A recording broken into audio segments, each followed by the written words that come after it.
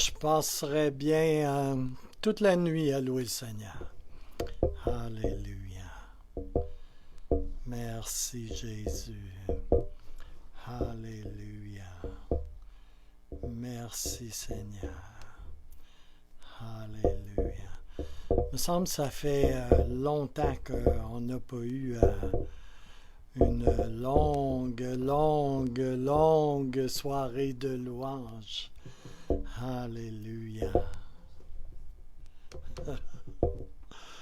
Alléluia. Ça ne sera pas très long. J'ai fermé quelque chose que je n'aurais pas dû fermer. Alléluia. Alors, on a commencé à étudier ensemble au sujet de la parole de connaissance, toujours dans l'optique de la prière de guérison et du ministère de guérison et tout cela.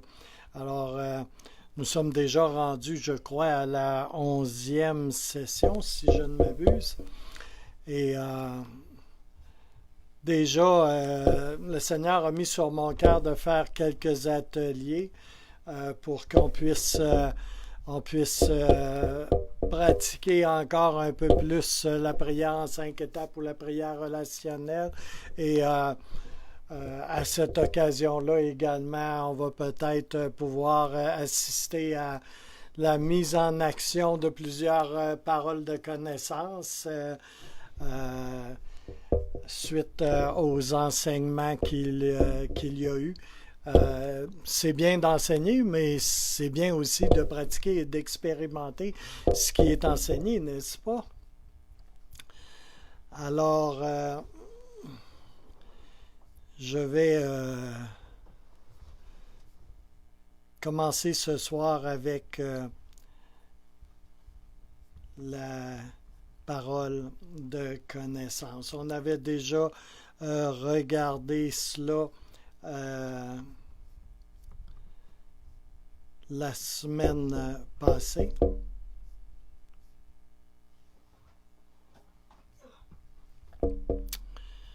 Alléluia.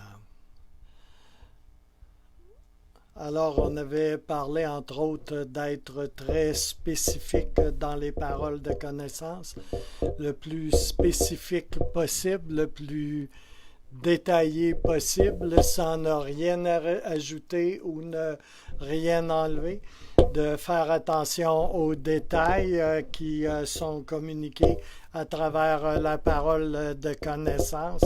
Quelquefois, on trouve qu'un détail serait peut-être superflu, mais non, quand on a une parole de connaissance, les détails sont importants et on sait par expérience que plus la parole est spécifique, pointue, précise, plus elle encourage la foi, plus elle bâtit la foi.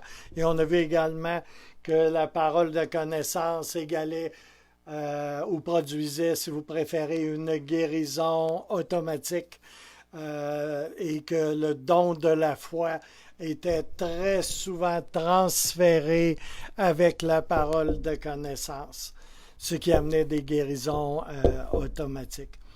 Alors,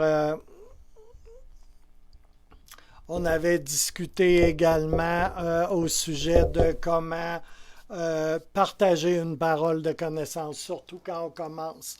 On n'a pas toujours beaucoup d'assurance. On a quelquefois des combats avec le fait de relâcher une parole de connaissance. Et puis, on avait regardé ensemble les moyens de partager la parole donnée de Dieu, la parole de connaissance, tout en étant confortable dans ces choses. Alors,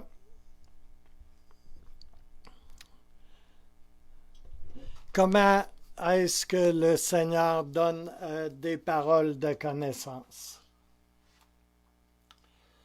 Et peut-être qu'on devrait prier avant de commencer cet enseignement ce soir.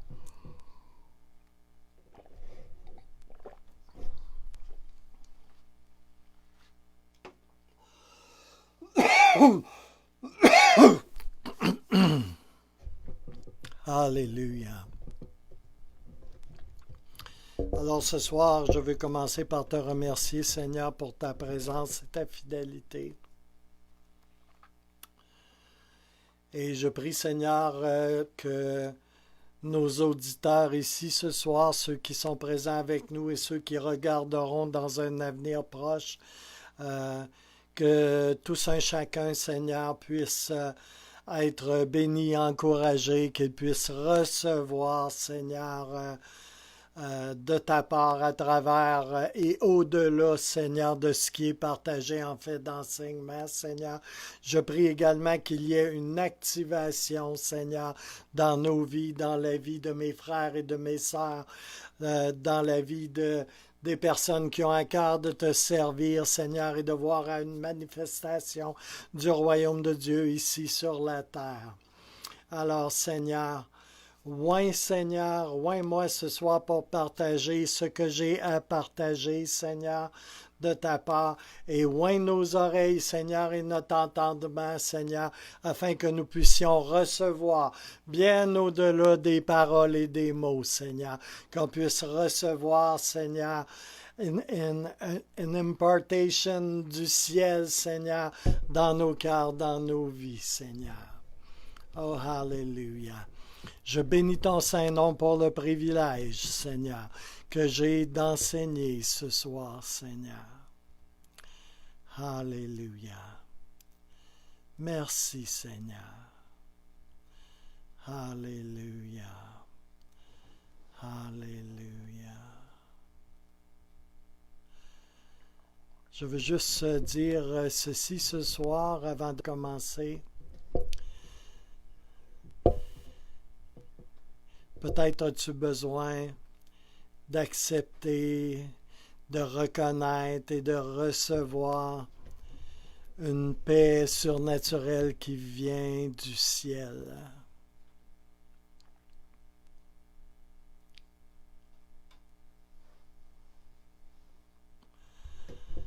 Bien-aimés, frères et sœurs,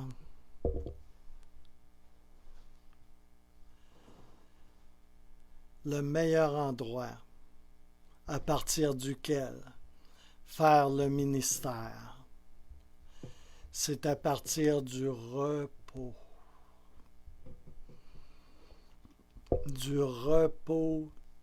de Dieu. On doit entrer dans son shalom, dans sa paix, et entrer dans son repos. Et à partir du repos,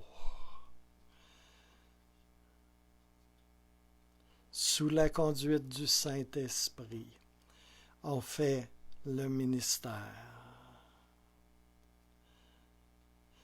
Tu dois trouver l'endroit du repos de Dieu pour ta vie, pour ta personne. Ici et maintenant, je prie que le Seigneur trace un chemin devant toi pour que tu puisses entrer dans ce lieu de repos où non seulement il y a de l'apaisement pour ton âme, mais il y a un apaisement pour ton corps, ton âme et ton esprit, pour ton être entier. Et tu as besoin de gagner ce lieu afin de faire du ministère comme peut-être tu n'en as jamais fait. Plusieurs d'entre nous, on est habitués de faire. Oui, de faire le ministère. On est des doers. Alléluia. Mais il y a une toute autre façon de faire le ministère. Et je prie que le Seigneur te conduise dans ce lieu de repos. Alléluia. Où tu vas découvrir un aspect bien nouveau de ce qu'est le ministère par le Saint-Esprit. Alléluia. Gloire et gloire à Jésus.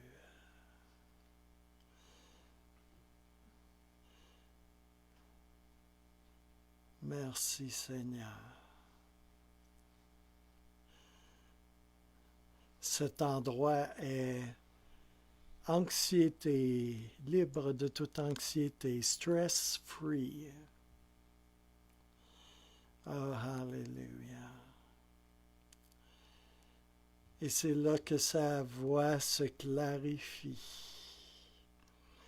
et où nos pensées se séparent de ce qui sont ses pensées à lui, où toutes choses deviennent claires. Alléluia.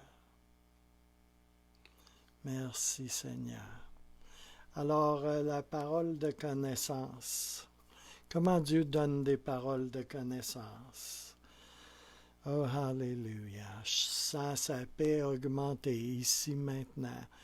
Et je n'ai pas de difficulté à imaginer qu'elle augmente également chez vous. Alléluia. Dieu communique ses révélations de diverses façons.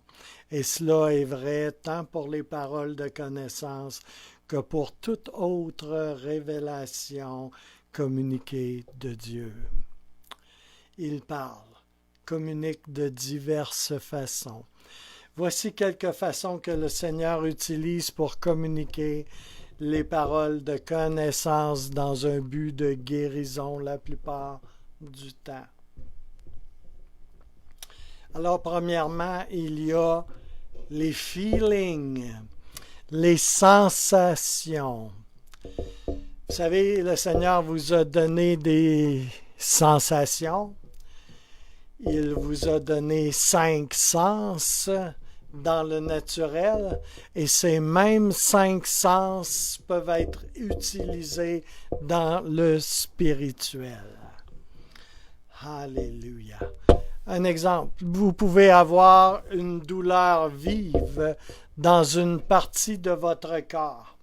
Quelque chose qui vous est inhabituel, quelque chose qui ne vous appartient pas généralement. Alléluia. Vous n'avez pas ces douleurs dans ces endroits-là normalement. Ça peut être une sensation d'étouffement, ça peut être une sensation de battement, de palpitation, d'élancement, de vibration, et ou d'autres sensations particulières ou inhabituelles. Ou encore, ça peut être une émotion très forte, elle aussi inhabituelle chez vous, comme une peur soudaine, même une panique.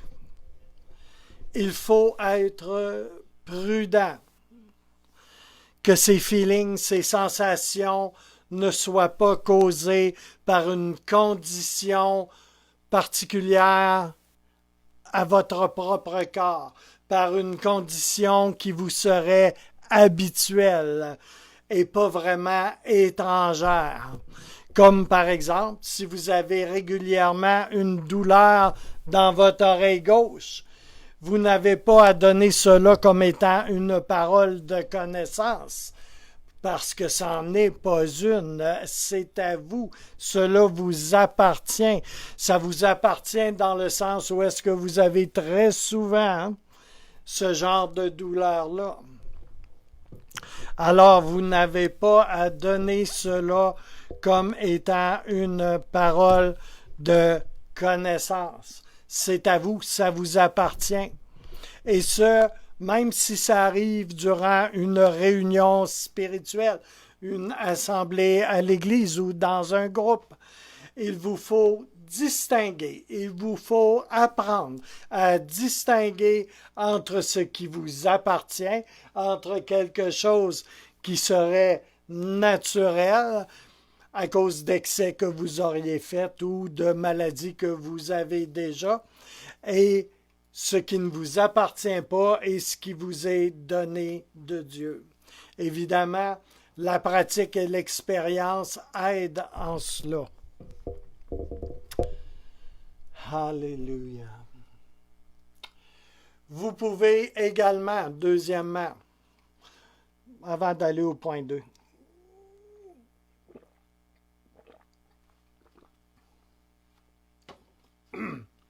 Vous savez, la manière la plus simple de recevoir des paroles de connaissance est la manière la plus répandue, qui semble être la plus accessible au plus grand nombre de personnes.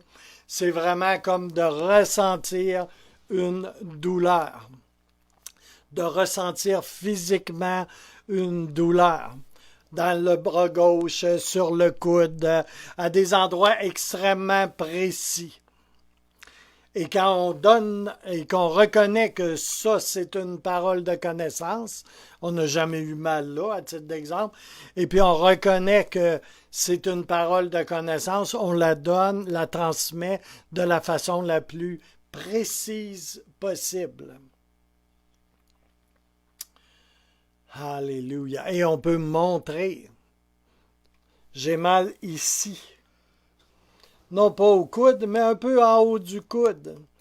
Et c'est là que je ressens une douleur et c'est là que je crois que le Seigneur me montre qu'il y a une personne qui a cette douleur à cet endroit précis. Alors, si quelqu'un s'identifie à cela, si quelqu'un a vraiment cette douleur à mi-chemin entre le poignet et le coude, dans le bras droit, eh bien, s'il veut se lever ou lever la main, eh bien, le Seigneur va le guérir. Grosso modo. Alors oui, ressentir une douleur, c'est bien souvent la façon que le Seigneur utilise pour donner des paroles de connaissance. Beaucoup aux gens qui commencent aussi, pas seulement aux gens qui commencent, mais souvent, les gens qui commencent dans le domaine de la parole de connaissance, c'est quelque chose de facile. Quelquefois, ça peut être assez fugace, quelquefois comme sensation, sensation de douleur. D'autres fois, ça peut être tellement vif que on se demande si on s'est brûlé ou si on s'est heurté vraiment ou quelque chose, parce que c'est vraiment très vif comme sensation. Aussi, deuxièmement, on va survoler ça et ne vous inquiétez pas, on va revenir avec ça et dans les ateliers également, je vais répondre à vos questions et on va creuser un petit peu l'affaire et on va s'habituer à recevoir de la part de Dieu dans ces domaines. Vous savez, recevoir une parole de connaissance, recevoir une parole de sagesse, recevoir une prophétie, c'est très semblable. Alors, on va y revenir. Alors, vous pouvez voir une parole de connaissance. Vous pouvez visualiser, voir. Vous pouvez avoir une image mentale, comme une partie du corps, un pied, une cheville. Ça peut être un cœur. Ça peut être un œil, une tête, une personne avec une certaine condition. Vous voyez une personne qui a une certaine condition. Vous allez voir la personne avec beaucoup de clarté de définition ou d'une manière plus floue. Vous allez voir, par exemple, qu'elle boite peut-être ou une personne qui soutient prudemment son bras. Elle a une béquille, des lunettes, une personne qui marche avec une canne. Vous allez peut-être avoir même la couleur de la canne avec une bouteille d'eau. Une clôture de barbelé, un accident d'auto, ça peut être là beaucoup de choses. Quand vous recevez une image comme cela, prêtez attention aux détails aussi. Parce que les détails vont faire que la parole va être très précise et la personne qui va être interpellée par cette parole, plus elle est précise et plus sa foi va être activée également. La première parole de connaissance que quelqu'un a reçue à mon sujet, c'était extrêmement précis. et on était peut-être 200 dans cette assemblée, qui était une église, et c'était précisément dans le genou gauche, un ligament déchiré dans le genou gauche. Il n'y avait que moi dans cette condition. Alléluia. Et c'était une condition que j'avais depuis à peine 2 mois. Et la personne qui a relâché cette parole-là ne le savait pas, ne me connaissait pas à cette époque-là. Et j'ai été guéri instantanément. On a demandé à ce que j'avance en avant. Et la personne qui a donné la parole de connaissance ainsi que le pasteur ont prié pour moi. Et j'ai été guéri instantanément là, sur place. Mais c'était précis. Alors, prêtez attention, j'aime à le répéter, mais prêtez attention aux détails. Et ne négligez pas dans la communication de la parole de connaissance un détail. Ça peut être une couleur, la couleur d'un objet. Ça peut être beaucoup, beaucoup de petites choses que quelquefois on ne prête pas vraiment attention. Alléluia. Et je vous dis ça aussi parce que souvent la parole, elle est fugace. Elle est comme furtive. Quelquefois, on se demande, mais est-ce que j'ai vraiment vu ça? Est-ce que j'ai vraiment entendu ça? Est-ce que j'ai vraiment senti cela? Alors, il faut, sans être à l'affût et aux aguets, là, je veux dire, tu sais, c'est comme, là, empêche-toi pas d'entrer dans la présence de Dieu et de recevoir de la part du Seigneur parce que tu vas avoir des paroles de connaissance. Là. Mais soyons aux aguets. Alléluia. Alors, troisièmement, lire. Vous pouvez voir dans votre esprit une personne avec un mot écrit dans son front. Et non, ce n'est pas le chiffre de la bête, ça peut être le nom d'une maladie, ça peut être une description, un mot qui décrit sa condition, ou dans son dos, ou au-dessus de sa tête. On peut même voir quelquefois un écriteau. Quelquefois même une affiche au néon. Ou un mot écrit sur un mur.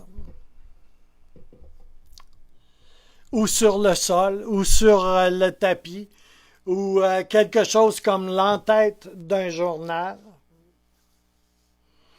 Ça peut être aussi écrit sur une bannière. Alors, on peut recevoir des mots comme ça. Ça peut être reçu comme dans une vision interne, c'est-à-dire à l'intérieur de nous, sur la toile de notre pensée, si vous voulez, ou à l'extérieur. Et c'est ce que moi j'appelle des visions externes. Alors, si tu vois quelque chose à l'extérieur de toi, comme si ça serait un objet réel. Alors, on appelle ça une vision externe.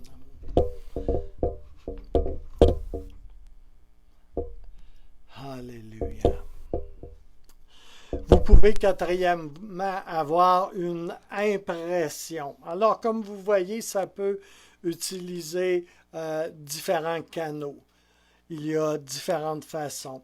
Alors, ça peut être une impression, une parole dans ta pensée. Vous pouvez ressentir dans votre pensée que quelqu'un a une condition particulière ou que le Saint-Esprit vous a donné un mot, une parole, une expression. Mais c'est comme sous la forme d'une impression mentale. Alléluia.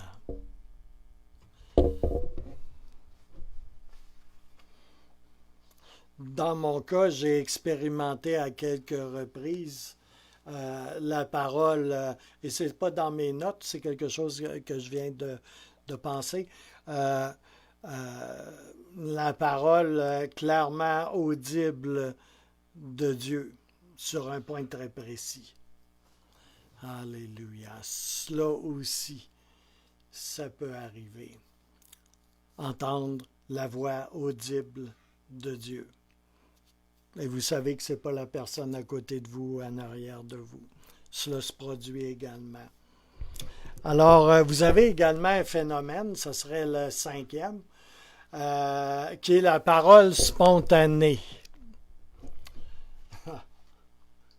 Ça peut être très amusant à l'occasion.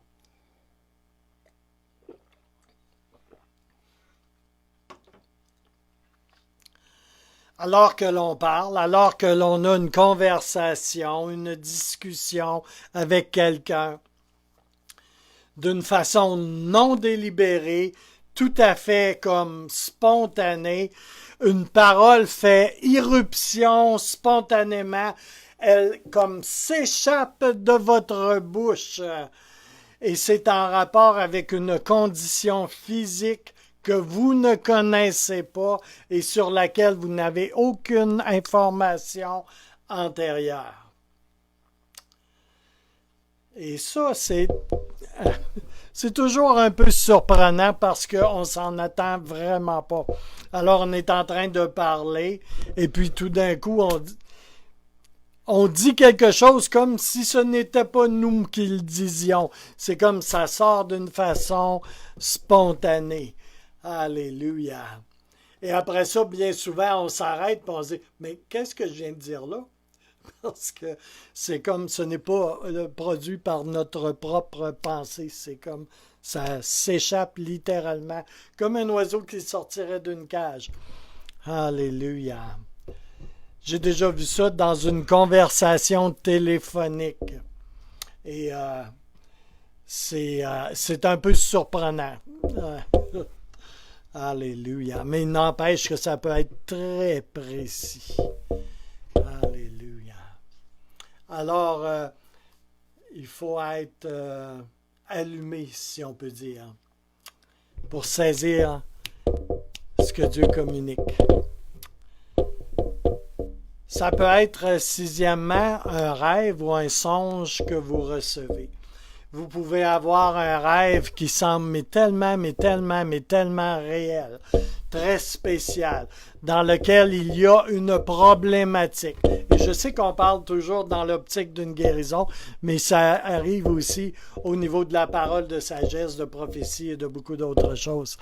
Alors, il y a une problématique qui est une condition physique nouvelle où vous voyez quelqu'un qui a un problème de santé, où vous voyez quelqu'un parlant à propos d'un problème de santé. Oui, vous pouvez recevoir à travers un songe ou un rêve une parole de connaissance. Alléluia. Merci Seigneur. Alléluia. Je sens beaucoup la présence de Dieu. Je pense que le Seigneur aime ça quand on enseigne sur la parole de connaissance parce qu'il veut nous utiliser. Il veut toucher des vies. Et la parole de connaissance est extrêmement importante pour ce faire. Et comme je vous l'ai dit souvent, une parole de connaissance qui vient de Dieu produit une guérison automatiquement. Et la parole de connaissance qui vient de Dieu, pas du fait que tu as mangé beaucoup de pizza, mais une parole de connaissance qui vient de Dieu est la plupart du temps accompagnée du don surnaturel de la foi. Et ça, j'en ai parlé à plusieurs reprises, du don de foi qui vient de Dieu, qui est différent de ce que l'on peut produire d'autres façons. Alléluia. Il y a un don de foi qui vient de la part de Dieu. Alléluia. Septièmement, l'expérimenter. Semblable au rêve, vous pouvez avoir une vision très claire alors que vous êtes éveillé. Ce qui revient à quand j'ai parlé de la vision externe. Alors on peut avoir également une vision très claire alors qu'on est éveillé.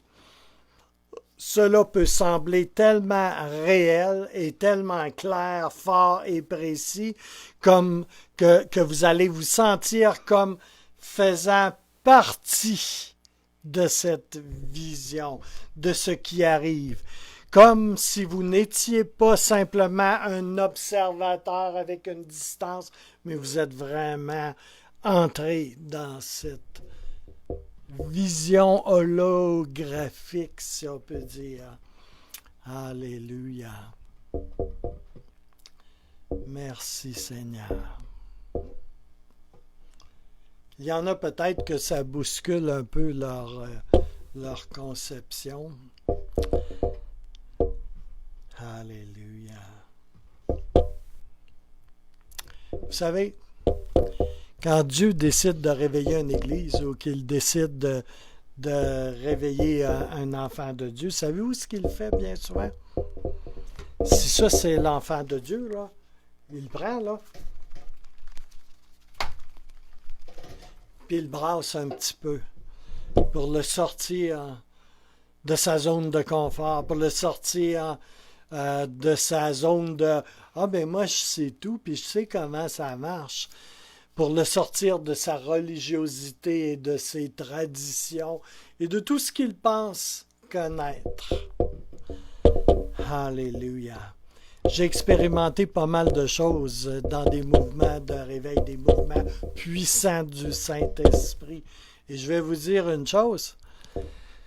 À chaque fois, j'ai été très surpris,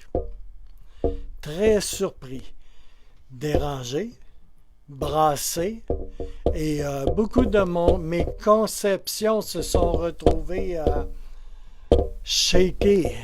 Alléluia. Brassées. Alléluia. Mais cela a produit du fruit. J'ai découvert Dieu sous de nouveaux aspects, de nouvelles façons.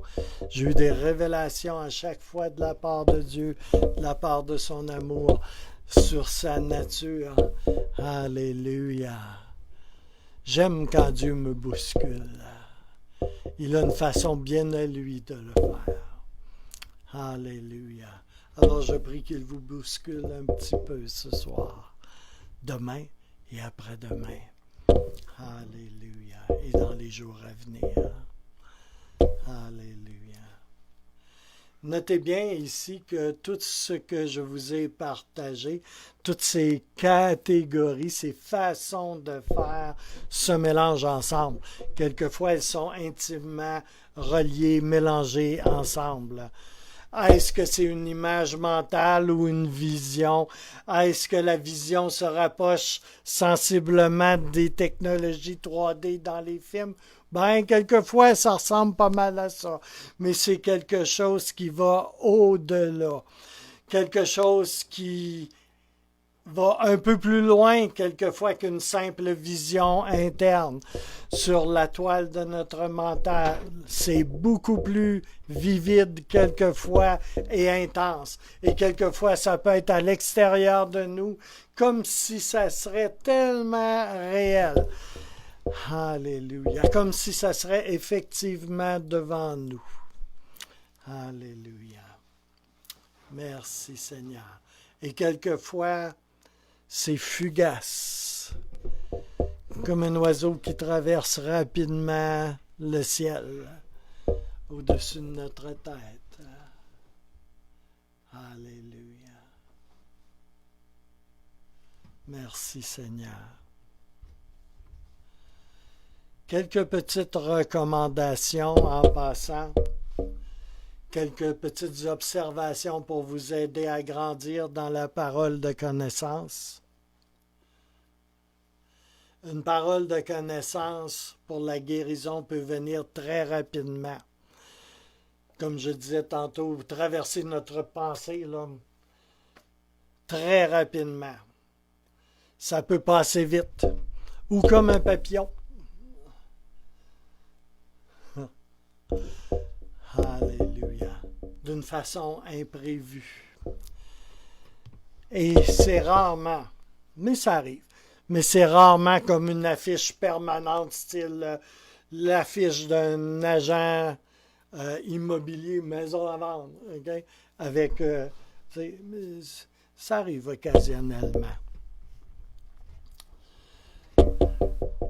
Elle peut, la parole de connaissance, être pas mal vague aussi, en vous laissant l'impression que facilement, vous pourriez la laisser de côté, tout simplement.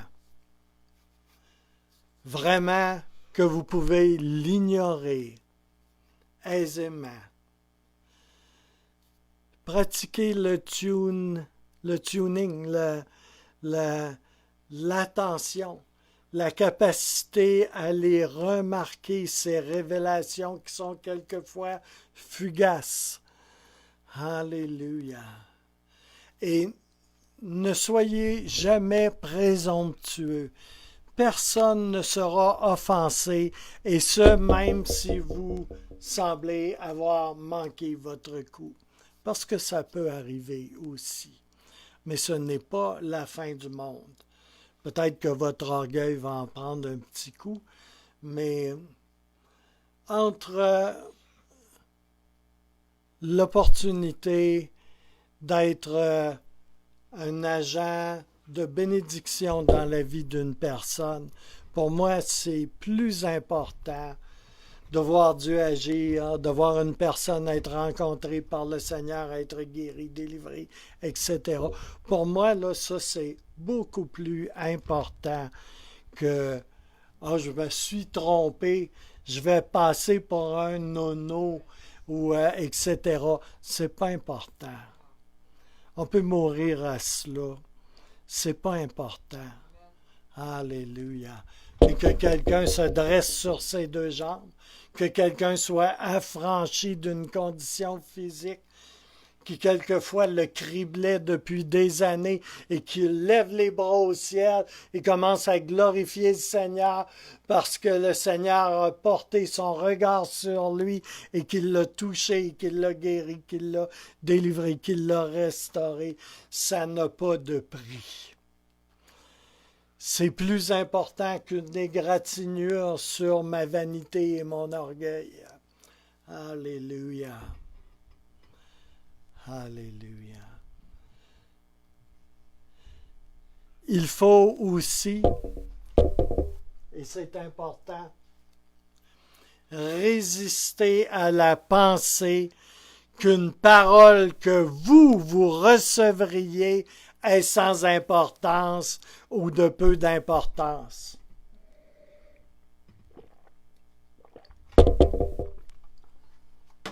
Ah, je sais que des gens reçoivent des paroles de connaissance et des paroles de révélation aussi, et qu'ils ne font rien avec, parce que ils considèrent que ce qu'ils peuvent recevoir n'est pas si important que cela. Ah, lui, le pasteur, le grand homme de Dieu, cet homme-là, cette femme-là, qui sont tellement inspirés, tellement spirituels. Eux autres, c'est important. Sortez de cette pensée-là. Alléluia. Vous êtes un homme de Dieu, vous êtes une femme de Dieu.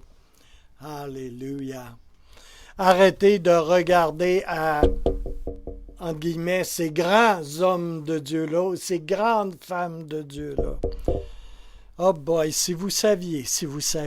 Alléluia. Vous êtes un homme de Dieu. Vous êtes né de nouveau. Vous avez le Saint-Esprit. Vous êtes un homme de Dieu. Vous êtes une femme de Dieu. Et ce que Dieu vous communique n'est pas sans importance. C'est important. Alléluia. Et ne voyez-vous pas que Dieu veut vous faire confiance? Alléluia. Arrêtez de penser que ce que vous recevez, c'est juste comme un cartoon. que vous vous faites. Ce n'est pas le cas. Rappelez-vous toujours que cela fortifie la foi de quelqu'un de savoir que Dieu a remarqué sa condition et qu'il a pris la peine de le révéler à quelqu'un pour vous. C'est très important, ce qui peut vous sembler qu'une simple impression. Cette vague impression que vous considérez comme une vague impression peut être un grand cri du cœur pour une autre personne, peut être la réponse d'une autre personne à une autre personne, d'un cri qu'elle pousse à Dieu continuellement. Oh, Alléluia! Ne soyez jamais présomptueux, et j'y reviens encore. Ne dites pas, par exemple, « Dieu m'a montré que tu as un mal d'oreille. » On avait des prophètes qui étaient comme ça à une certaine époque. Hein? Tu avais une chose à faire, la fermer puis recevoir ce que Dieu disait à travers le grand homme de Dieu, qui avait à peu près la même inhérence que le pape. OK? Non. Au lieu de dire « Dieu m'a montré que tu as un mal d'oreille », dites plutôt « Est-ce que tu as des problèmes avec ton oreille gauche? » Ou encore « J'ai l'impression que ton oreille gauche te fait mal. Est-ce que ça fait du sens pour toi? » Tu n'as pas besoin de te prendre pour Ésaïe, là, ou pour Branham, ou pour... vous savez? C'est pas nécessaire. Ou encore, dans une autre situation, est-ce qu'une image de fleur dans un vase veut dire quelque chose pour toi? Ou, je pense que je vois une vache dans un champ. Est-ce que cela pourrait avoir une signification pour toi? Vous savez, ça peut être très incongru quelquefois. Mais tant que vous ne l'aurez pas relâché précisément, et sans présomption de préférence, vous ne verrez pas qu'est-ce que ça touche et qu'est-ce que Dieu veut toucher à travers ces mots, cette parole. Alléluia. J'ai vu des choses tellement incongrues. Alléluia. Toucher en plein cœur quelqu'un. C'est comme Jésus qui disait « Je t'ai vu en dessous de l'arbre. » Savez-vous quel impact ça a eu, ça? « Je t'ai vu en dessous de l'arbre. » Alléluia. Soyez toujours le plus spécifique possible avec ce qui vous est révélé. Le plus c'est précis, spécifique, détaillé, sans ajouter, sans rien enlever, le plus ça bâtit la foi en vous-même et chez l'autre aussi, et dans l'assistance. Dans ceux qui sont là et qui voient qu'est-ce qui se passe. Aussi, et ça, je recommande cela à ceux qui pratiquent depuis longtemps, mais beaucoup aussi à ceux qui veulent s'essayer dans la parole de connaissance. Et je vous le dis tout de suite, essayez-vous parce que Dieu veut que vous vous essayiez avec la parole de connaissance. Il veut vous utiliser. La meilleure politique, la meilleure position, c'est celle d'une honnêteté sans prétention. C'est ce qui est vraiment correct. Exemple, vous pouvez admettre que vous êtes nerveux. Vous savez, vous vous levez, vous levez votre main et vous décidez d'ouvrir la bouche et de relâcher ce qui vous semble à vous être une parole de connaissance. Alors, vous vous levez et on vous laisse la parole, on vous donne la parole. Vous pouvez admettre que vous êtes nerveux, savez-vous, ou nerveuse avec ça. Vous pouvez dire que vous avez seulement une vague impression. Si c'est le cas, vous pouvez dire que vous n'avez jamais reçu auparavant une parole pour quelqu'un, que c'est la première fois, ou dire que c'est vraiment nouveau pour vous que de prier pour les malades et que d'avoir une parole de connaissance. Il n'y a rien de mal à cela. Et votre honnêteté sans prétention va ouvrir les cœurs également. Oui. Aussi, n'ayez pas peur. Ne laissez pas la peur vous dérober ou dérober un frère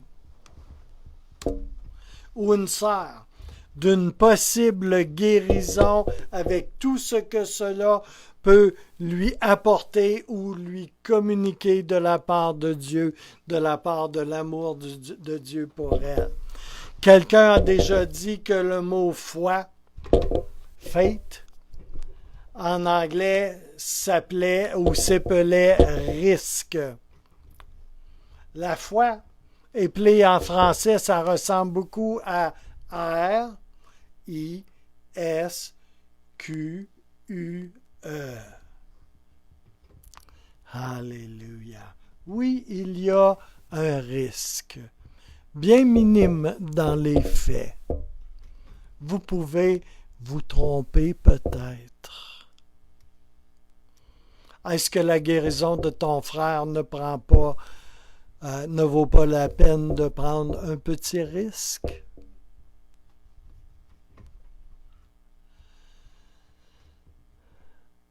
Faites le pas. Franchissez la chicken line. Franchissez la ligne de la poule mouillée. La première fois qu'on franchit la ligne de la poule mouillée, la chicken line, c'est plus difficile la première fois que la deuxième fois, que la troisième fois, que la quatrième fois. Amen. Donnez-vous une chance. Faites-le pas. Dieu vous donne une ou des paroles de connaissance parce qu'il veut vous utiliser. Et ça, c'est un fait. Parce qu'il veut que vous vous en serviez pour sa gloire, pour que son nom soit glorifié.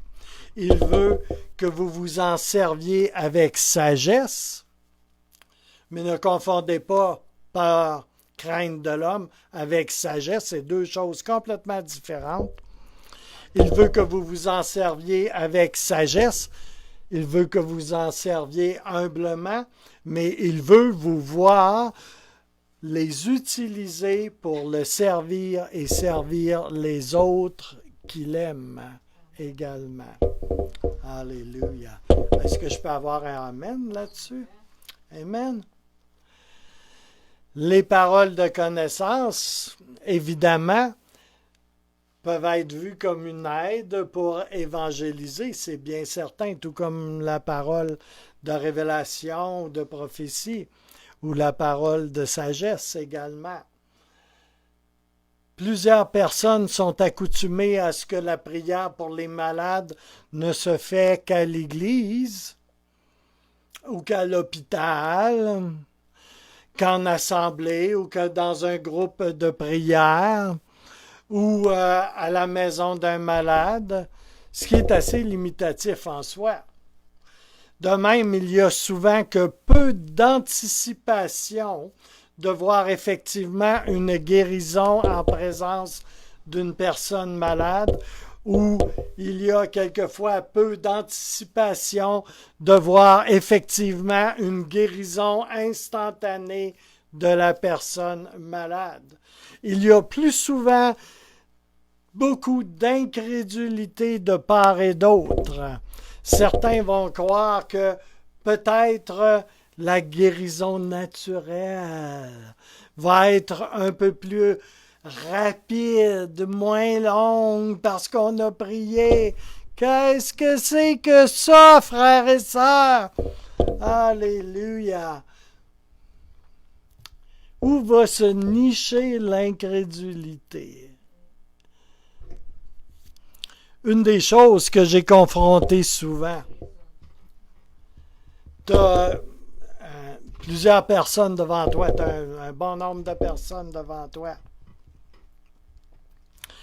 Ils vont confesser qu'ils croient à la guérison. Ils croient à la guérison divine. Pour toutes les autres qui sont dans cette assemblée, dans cette salle. Mais quand ça vient à eux, par exemple, c'est comme le niveau de foi diminue tout d'un coup, drastiquement.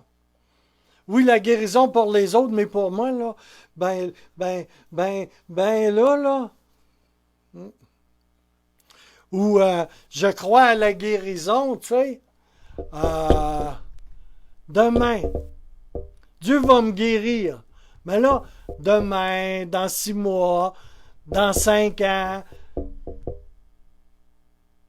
mais pas ici et maintenant. Qu'est-ce que cela, frères et sœurs? Dieu n'est pas le Dieu du maintenant. Dieu est le Dieu du ici et maintenant. Alléluia. La foi est dans le ici et maintenant. Dieu est le Dieu du ici et maintenant. Alléluia. Alléluia. L'incrédulité a tellement de jolis masques pour faire la parade. Alléluia. Et vous savez, on va prier, tu sais, puis, tu sais, elle n'est pas guérie, on va guérir plus rapidement, tu sais. Un mot à la mode, hein, depuis quelque temps, ça va aller. On a prié, ça va aller. My. Ça, c'est vraiment impressionnant pour quiconque n'est pas croyant et qu'il est là et qui regarde ça, hein. Pourquoi pas mettre un petit arc-en-ciel là aussi, puis ça va aller. Dans 6 mois, 1 an, 10 ans, on ne sait pas trop. Alléluia. C'est du défilement. Ce n'est pas de la foi. C'est du défilement, de l'incrédulité. On se laisse dérober si facilement.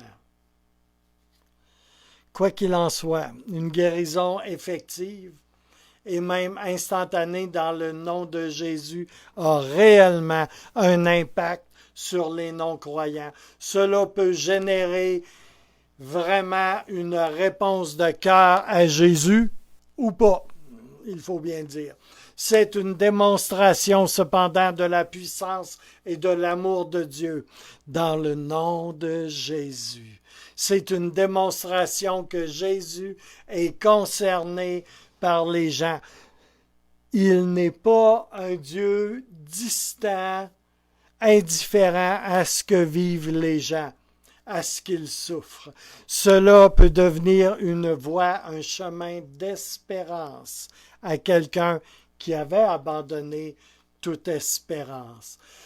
Cela peut être la démonstration et la preuve que le nom de Jésus est plus puissant que les œuvres de Satan.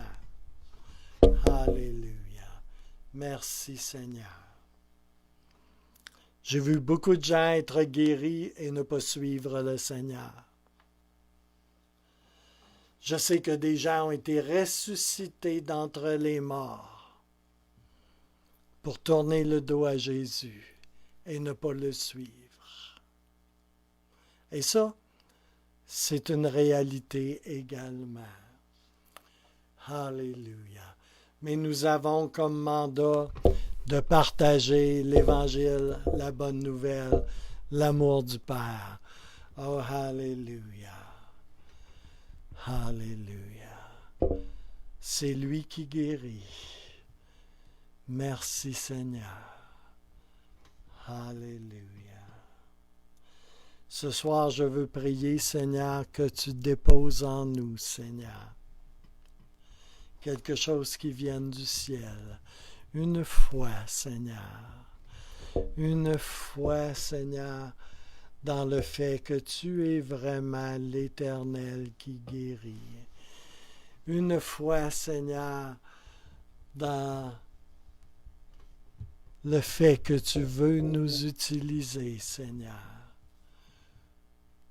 pour guérir les malades, chasser les démons, renverser les malédictions partout où elles se trouvent, avec la parole de connaissance, avec la parole de sagesse, avec la parole de prophétie, Seigneur, avec le réma, Seigneur, que tu nous donnes, Seigneur, avec l'amour qui renverse tellement de choses. Oh, Alléluia, l'amour capable de se frayer un chemin dans les cœurs. Oh, Alléluia, Alléluia. Merci Seigneur. Je prie la pleine bénédiction de Jésus sur chacun d'entre vous. Et on va se revoir sous peu pour quelques ateliers et mises en pratique des enseignements que vous avez reçus depuis la première session. Alléluia. Je ne vous laisserai pas aller comme cela. On a eu un atelier il n'y a pas longtemps. On a besoin de revenir sur un certain nombre de points et que vous puissiez expérimenter dans un milieu sécure afin que vous puissiez vous développer et devenir à l'aise avec les dons de l'Esprit. Oh, Alléluia. Que le Seigneur vous bénisse abondamment, frères et sœurs, dans le beau et puissant nom de Jésus victorieux. Amen.